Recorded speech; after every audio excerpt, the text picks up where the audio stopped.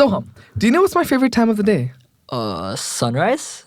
Oof, that's a good one. Okay, I'll give you a harder one. Do you know what's one of my favorite foods? Tacos? Yes, correct and correct. And when you put them together, you get sunrise tacos. And guess who we have on this show today? The man himself, the creator, the founder, the organizer, the man behind Sunrise Tacos, Mr. Greg. How are you doing? Thank you so much That for was being on the very show. impressive introduction. Oh, Never had thank you. that done before. Oh, Yeah. wow. Awesome, man. Yeah. I feel like taking a bow right now. Thank you so much.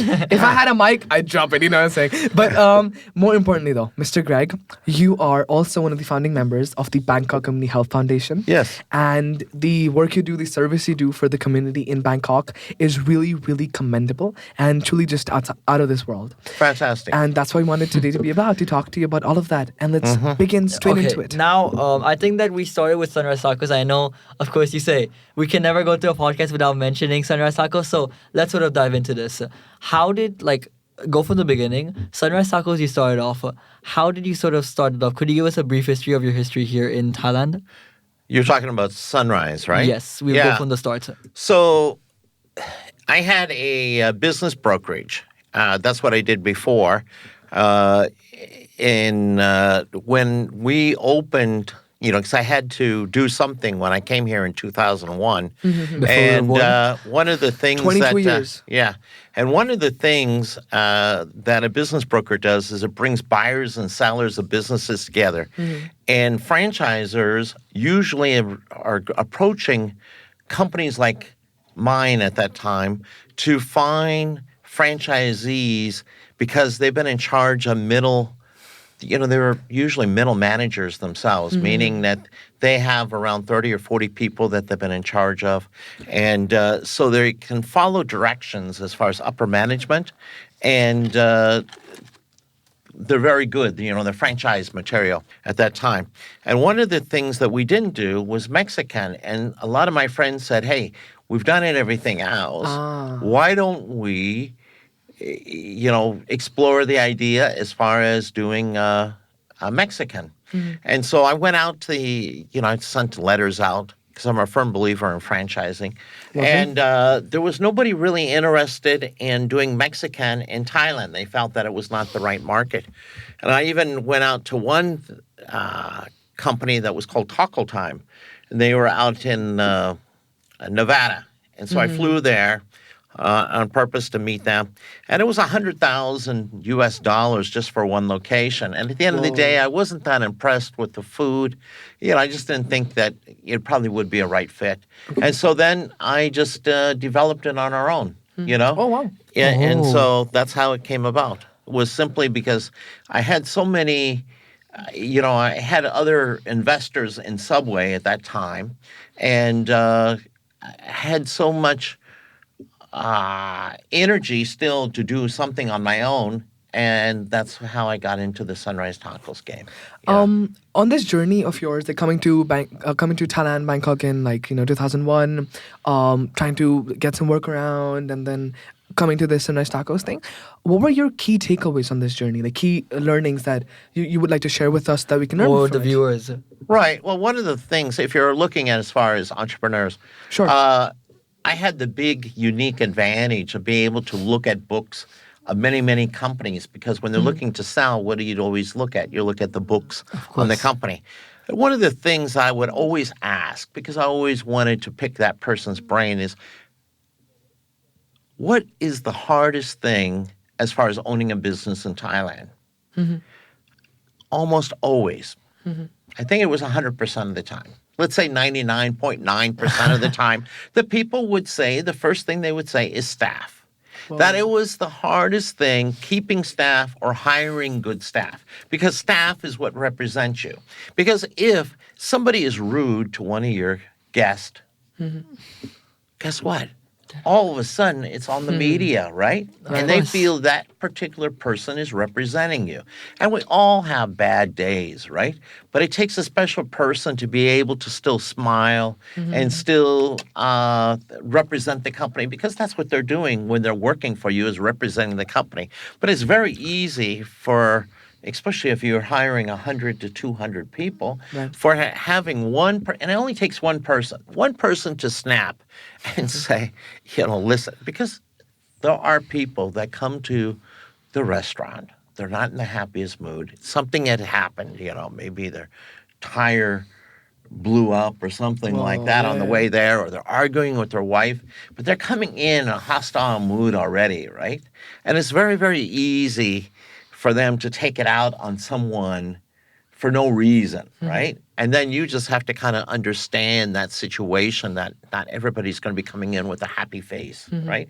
Even though it's sunrise, right? Everybody's supposed to be happy, right? 100%, yeah. They're not, right? Right. And so that particular person, it's not only my company, but it was every company, was always scared as far as what the staff will do. And then the other thing is that they show up, because it's very, very hard if you have, say, 5 people at one particular location and 1 or 2 people don't show up, especially during holidays, now it puts a lot of pressure on the other staff, others, yeah. right? And then they're not happy either, right? For instance, last week, we had a catering, 2,500 people.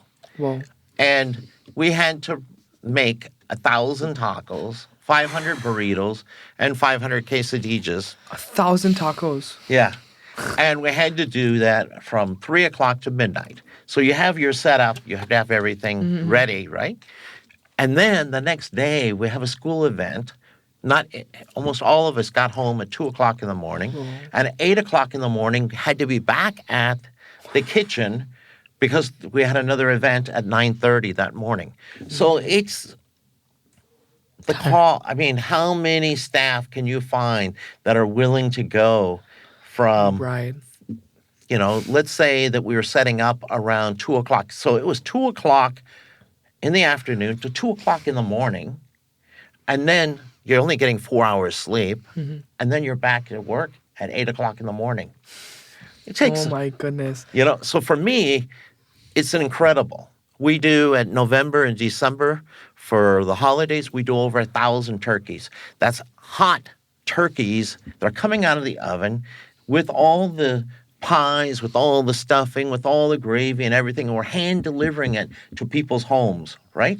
So every 3 minutes, there is a whole turkey with all the, a lot of people freak out. A housewife freaks out Right. when they've got 10 people coming over and they have to prepare, the vegetables, the salad, the gravy. Right. You've been there, right? 100%. Yes, Yeah, of yeah. course. So now you multiply that times 1,000. And now you not only, that housewife has the advantage because all of her ingredients is right there. And she just brings it from the kitchen there. We have to take it to the people's front door. Right. Right. Wow. So it's a love-hate thing in the holidays. But my staff are incredible. They That's will true. work 48 hours, basically with 2 hours sleep, simply because they love the company and they know that they want to help other people, right?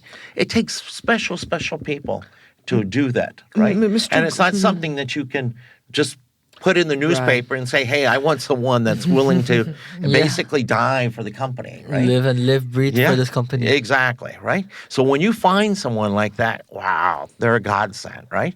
So that's one hand. But on the other hand, you have to have just people that care about the company, that are willing to not be rude to customers, right? To the guest, right? And Mr. Greg, what motivates you to work so hard though? Like, what's your fire? What's your passion? Yeah, because 48 hours, all these hours, coming here from doing this for so many years. Where does that fire inside of you come in? Well, it can't be money because obviously I have all the money I need. 100%. Of course. Yeah, and so, but it's just a fire in your heart, right? You love it. You have to love it. Because it's your passion. Like you love building that. You Yeah. love that feeling of And doing see, it. when I would have a person that was sitting in front of me, and they would say, I want to buy a bakery because I think it makes good money. But do you know that you have to get up at 3 o'clock in the morning, right?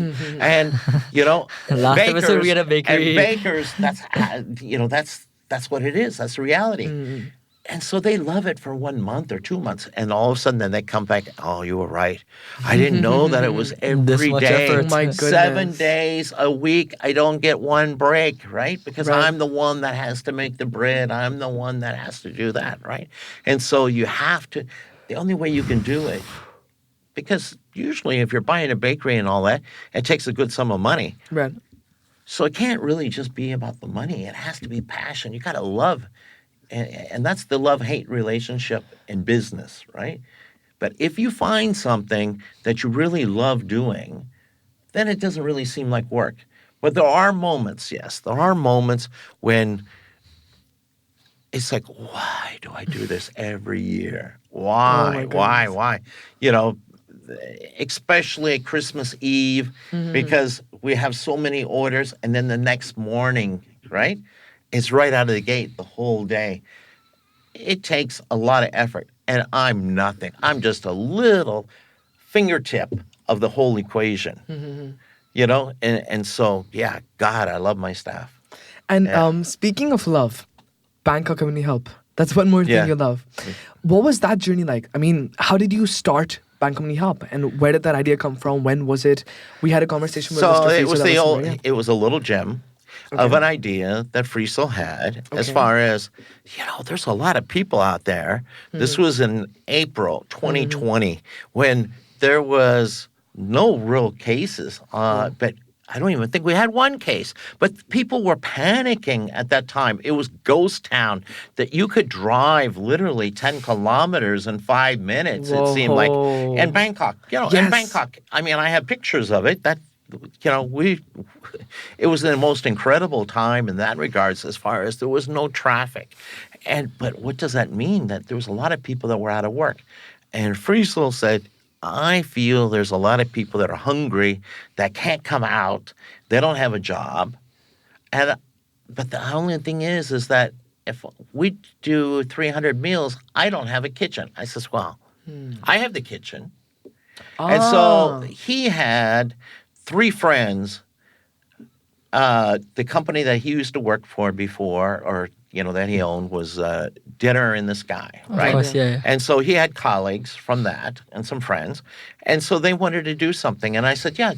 And so I showed up at 4 o'clock in the morning with 50 Whoa. kilos of rice, and I said, let's go for it. All right. And so I had already been working with some slum kids there where I sponsored for meals. So I already knew the Klong Toi area, right? Because he says, I don't even know how we're going to hand these out, right? I said, you just can't show up because I says, you know, it'd be chaos. But I know one of the foundations there, and we'll pull up. They got around 300 kids that go to that school, and we will hand out the meals. And that's what we did, right? But we saw the people so hungry, and it was only one meal that we were giving, Oh, right? yeah. I'm trying to remember. Green curry. Yeah. Green curry. Yeah. Thank you, Yeah, Juan. that's what we That's where it started. that was the first All meal right. that we took there. And we were so excited about that particular situation that the people were so hungry and that we could do something about it that we brought back 5-kilo bags of rice with fish the next day because we wanted the people to be able to survive not just one meal that they're thankful for, but wow, did the people come running then, you know, because they were really, really hungry. And so that's how it started. Right. And then December 2020 is when the COVID started back up again. Right. And at that time, we weren't giving out food or anything like that. And then we realized, hey, we have to start it back up. We have to start doing the rice and all that. And then 2021, it was really kicked off. That's when Bangkok Community Help really launched. And then in June of 2021 is when we were officially registered as a foundation. All right. Yeah. And So that's how it started. And Mr. Greg, because you have this entrepreneurial mindset too, I have to ask you, how did you get this reach from Bangkok Community Help? Because a lot of people have said to me that basically the entire Farang community, as we say, like in Thailand, or the entire foreigner community knows Bangkok Community Help. They help and they volunteer in Bangkok Community Help. And there's schools like my school and Soham school. A lot of schools in Bangkok do this. How did you get that reach? I think that social media is important. Friesel does the Instagram. I think he does the TikTok as well. I do Twitter and I do Facebook, right? Sweet. And I think that it's important that if you share your journey and you share it with, okay, this is what, not bragging, because reality is it's not all us, it's the donors and the volunteers that are donating. One is donating time, the other one is donating money, right? Right. And yeah, so the accolades are very important, that it's not like this is what we did, right? This is what the community did, right? And so it's very, very important that people understand that it's not just us, it's everyone, right? And so people appreciate that fact that we don't come off as badasses or like this is what we did. No. It's everybody has done. That's what the community has done. That's You're right, pretty awesome. exactly. I do have these two things that I still want to ask you. The first one is, I see that you and Mr. Frieza, who's like right there, you guys share this brotherly love. Yes. With each other, and you guys work so well together. Right. What's the secret behind this dream team of yours? And also, a lot of people, when they start off business, they started off with their partner. So how is it that you've kept such a strong bond with him for so long, and how come there's that brotherhood has grown? One of the things when a person's looking to sell their business, I always ask them why. And a lot of times it was a partnership dispute. There's a higher percentage of partnerships that break up because you're with your partner more than probably even your wife. With your partner longer than your actual partner. Yeah, as far as hours. And we were just talking about this just 2 days ago, that Friesa and I have never fought. We've just touch wood. Not one time did we ever raise our voice. It didn't even come close to even that, because we're both very, very flexible, right? We're a sounding board off of each other's ideas, and that's it. At the end of the day, we're brothers, right? Awesome. And so, yeah. That's pretty awesome. And I've noticed throughout this entire conversation, I've noticed your business mindset, because as you said that you like to sort of go and pick at the brains of business owners. You ask people about the partnerships things like that. What factor do you think, or what role do you think these traits and or what are these traits that helped you grow Bangkok Community Help into this big thing, and so grow maybe- Sunrise Tacos into this Maybe big looking thing? at this question, we're looking at what trait do you think stands out as the most important trait to you in a person, in a business, in just like an individual trait you think that maybe thinks, okay. Sure, yeah, and it could also be plural, traits. Well, caring. Caring. Your staff has to care about guests, and it's the same thing here. Volunteers, everybody has to care, right? And so, yeah, it's the same thing. That if you care, if you have passion, right, it carries over. It's the same concept as far as in a foundation as it is in business, right? And good things are going to happen if people care about each other. That's pretty awesome, because I've never really viewed business as through this caring mindset. It's always been it's a cutthroat cutthroat. environment. Yeah, let's go. Yeah, exactly. It's a cutthroat. It's an environment where it's like, if you don't do this well, then you're out. So it's like the fact that you think caring and love also has to come into. And with this, I think I have another question, which is, how much does the caring weigh over the efficiency? Fortunately, I've never really had that somebody was terrible, but usually it's hand in hand. If they care, they're going to be pretty efficient, right? But that's a good question, right? But if you were to have someone like that, what would you do in that situation? I think it's all about training, right? Is like you're saying at the end of the day that if let's say that you gave a lot of training, I'm going to put more credence that it's my fault, right? So I'm going to train that person as much as I possibly can. But maybe they're in the wrong position, right? We'll find a position that's for them. But there is one thing that I personally get upset about is if I tell someone, and I've told them 6 or 7 times this particular thing, and they say yes, they understand, right? And then they actually do opposite what I said. Oh. I'm not happy. I'm not a happy camper. And I make sure they understand that this is not what we're all about, right? Because there are certain standards that must be met, right? 100%. There are no shortcuts. What is one thing that you think you've done that has been the most impactful, or one thing that's been the Greg moment? There was a huge shortage of oxygen. This would have been in 2021, August, September, right? Where we went out and we got oxygen cylinders, and we got the regulators. And the regulators, because it was a big shortage, because they were stuck in customs, right? And so we had to buy. We were in a panic because we had the cylinders, but we didn't have the regulators. So we bought a box of Chinese old regulators, and we were in a parking lot. There was a pregnant woman that was going to have a baby in another week. Her oxygen, normally your oxygen is at 97, 98. Yeah.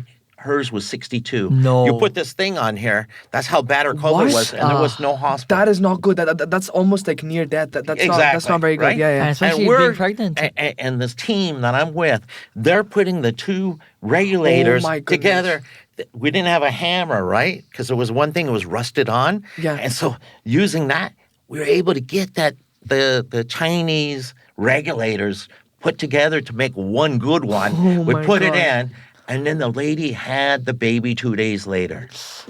Chills, man. How's the lady right now? Literal chills. Wowsies. How is the lady right now? How's she Oh, doing? yeah, fantastic. The baby's, Healthy as ever. Yeah, right. But she was probably hours away from dying. Oh my goodness. Okay. Now, I think what I like to say is this. Mr. Greg is one person. He's one individual. Exactly. But what we've learned today is that one person can make a difference. And so can you, viewers. Yes, absolutely. It takes only one person. It takes only one pair of hands to do greatness in this world. Yes, and sir. so I hope that a lot of you guys have learned and taken all the wisdom and insight that Mr. Greg has given us. If you want to help out, please do so, because it does really help out the world. Like Greg shows, humanity is great, and Absolutely. you guys can It's make it everybody. even greater. Right. So we'd like to thank you for the view, and that we are Thirsty Tales. We're on YouTube, Spotify, Everywhere. TikTok, hopefully more places in the future. But yeah, this is us, Thirsty Tales, out.